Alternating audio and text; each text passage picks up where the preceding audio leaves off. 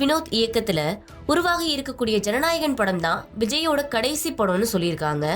எனவே உச்சக்கட்ட எதிர்பார்ப்புல இருக்கிறாங்க விஜயோட ரசிகர்கள். படத்தோட ட்ரெய்லர் என்னவோ இது பகவந்த் கேசரியோட ரீமேக்கே தாங்க அப்படிங்கறத உறுதி செஞ்சிருந்தாலும் தளபதியோட ஃபேன்ஸ் இன்னும் நம்பிக்கை இழக்கல. விஜயும் வினோத்தும் சேர்ந்து நிச்சயமா ஏதோ ஒரு மேஜிக் பண்ணிருப்பாங்க அப்படிங்கறத அடிச்சு சொல்றாங்க. படமானது ஜனவரி 9 ரிலீஸ் ஆகும்னு அறிவிக்கப்பட்டிருந்த நிலையில ரிலீஸ்க்கு இன்னும் 2 நாட்கள் தான் இருக்கு. இன்னும் தணிக்கை குழு சென்சார் சான்றிதழ் கொடுக்கல. கடந்த டிசம்பர் மாதமே படத்தை பார்த்த சென்சார் அதிகாரிகள் சில மாற்றங்களை சொன்னதாகவும் அதை படக்குழு செஞ்சும் சர்டிபிகேட் கொடுக்கல அப்படிங்கறத குற்றச்சாட்டா வைக்கிறாங்க. இதனால ஜனநாயகன் படம் ரிலீஸ் ஆகுறதுக்கான சிக்கல் தொடர்ந்துகிட்டே வருது.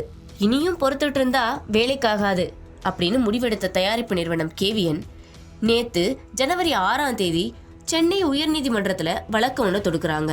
அதுல ஜனநாயகன் படம் ரிலீஸ் ஆக இன்னும் 3 நாட்கள் தான் இருக்கு. ஆனா இன்னும் தணிக்கை குழு எங்களுக்கு சான்றிதழ் கொடுக்கல.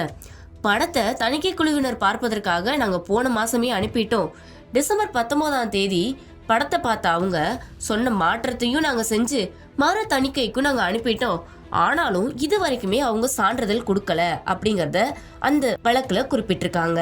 கேவிஎன் நிறுவனம் தாக்கல் செஞ்ச மனுவை அவசர வழக்கா எடுத்து நீதிமன்றம் விசாரிச்சது. வழக்க விசாரிச்ச நீதிமன்றம் இது தொடர்பான விசாரணைய ஜனவரி 7 ஒத்தி வச்சாங்க.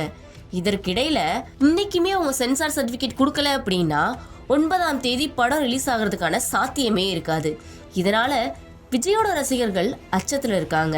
இது ஒரு பக்கம் இருக்க, வழக்கு விசாரணையின் போது தை பிறந்தால் வழி பிறக்கும் ஜனநாயகன் படத்தோட ரிலீஸ ஏன் நீங்க ஜனவரி 10 தள்ளி வைக்க கூடாது அப்படின்னு நீதிபதி கேள்வி எழுப்பியிருக்காரு. இது விஜயோட ரசிகர்களுக்கு மேற்கொண்டு பெரிய அதிர்ச்சியை கொடுத்திருக்கு. ஏற்கனவே பராசக்தி படம் ஜனவரி 10 தான் ரிலீஸ் ஆகுதுங்கிறது குறிப்பிடத்தக்கது. பராசக்திக்கு ஒரு நாள் முன்னதா ஜனநாயகன் ரிலீஸ் ஆகுறதுக்கே எஸ்கே ஃபேன்ஸ்க்கும் விஜய் ஃபேன்ஸ்க்கும் சோசியல் மீடியால மோதல் எக்கச்சக்கமா இருக்கு. இதுக்கெல்லாம் ஒரு முற்றுப்புள்ளி வைக்கணும் அப்படின்னா இவங்க போட்டிருக்க வழக்கோட தீர்ப்பு வந்தா மட்டும்தான் சாத்தியமாகும்.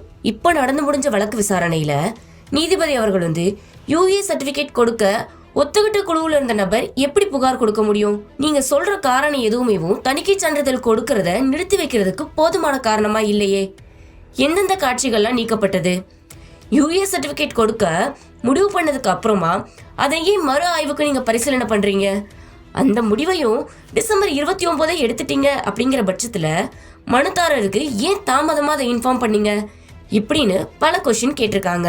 நாங்க சர்டிபிகேட் கொடுக்காததுக்கு எந்த உள்நோக்கமும் இல்ல. நாங்க பதில் மனு தாக்கல் பண்ண அவகாசம் கொடுத்தீங்க அப்படின்னா நீங்க கேட்ட எல்லா கேள்விக்கான தெளிவான விளக்கத்தையும் நாங்க கொடுக்கறோம் அப்படின்னு தணிக்கை வாரியம் சைட்ல இருந்து பதில் கொடுத்திருக்காங்க. சிபிஎஃப்சிக்குன்னு சில சட்டங்கள் இருக்கு, விதிகள் இருக்கு. நாங்க சர்டிபிகேட்டே அப்ரூவோ இல்ல ரிஜெக்டோ பண்றதுக்கு முன்னாடி மனுதாரர் எப்படி நீதிமன்றத்தை அணுகலாம் அப்படின்னு அவங்க கொஸ்டின் பண்ணியிருக்காங்க. ஜனநாயகனுக்கு எதிராக புகார் கொடுத்ததே அந்த சென்சார் போர்டுல இருந்த மெம்பர்கள்ல ஒருத்தர் தான்.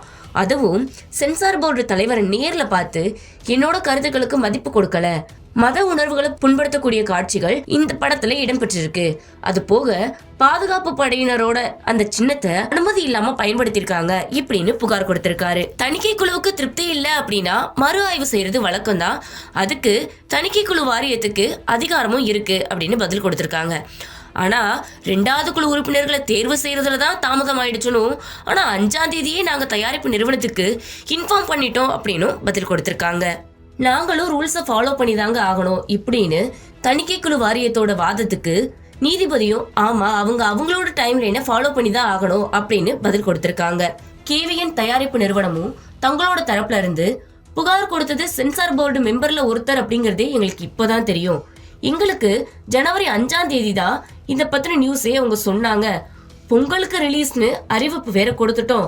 இவங்க ரூல்ஸை மதிக்கிறதே இல்ல, காத்துல பறக்க விட்டுறாங்க. தணிக்கை குழு மெம்பர்ஸ்ல பெரும்பான்மையானோர் ஒத்துக்கிட்டதுக்கு அப்புறமா எதுக்கு மறு ஆய்வுக்கு இவங்க சஜஸ்ட் பண்றாங்க? இது தேவையில்லாதது தானே இப்படின்னு தன்னோட வாதத்தை முன்வைக்க தீர்ப்ப வச்சுதா பராசக்தி வர்சஸ் ஜனநாயகனா பொங்கல் ரேஸ்ல இந்த 2மே போட்டி போட போதா அப்படிங்கறத நம்மளால உறுதி செய்ய முடியும்.